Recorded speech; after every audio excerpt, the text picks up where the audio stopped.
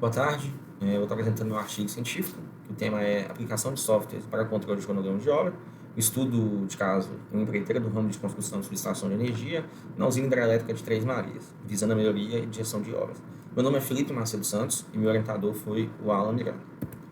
Como introdução atual, os métodos tradicionais apresentam algumas limitações e com o crescimento das obras do setor elétrico, vem evidenciando a necessidade de métodos mais eficientes para planejamento e controle de cronograma.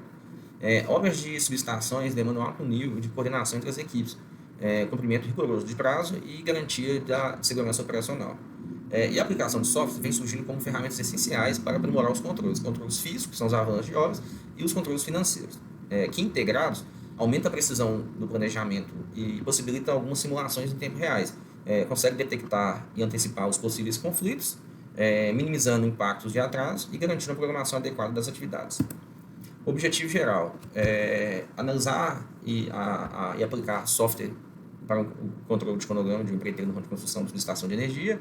O objetivo específico é analisar práticas atuais de cronograma, comparar a eficiência dos métodos tradicionais com métodos com software, avaliar e contribuir com a integração dos setores na tomada de decisão.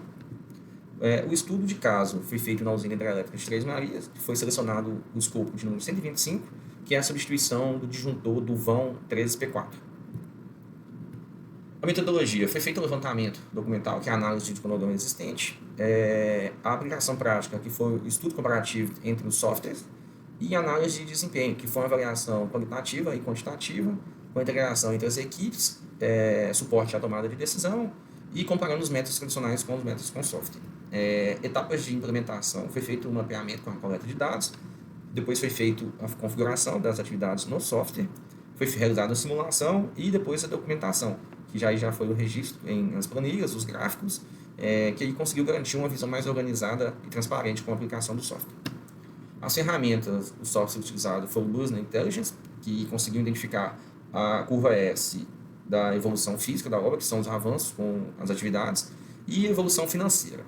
Foi utilizado também o Project, com um gráfico de Gantt, onde conseguiu identificar alguns caminhos críticos e cronogramas.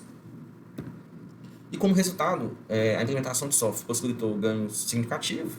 O levantamento inicial foi feito que a empreiteira utilizava as planilhas eletrônicas, relatórios não eram entregados com outros setores e tinha algumas limitações, que era a ausência da integração entre os setores em tempo real e muito propício a erro, porque era feito manualmente e tinha no final uma dificuldade de consolidar as informações.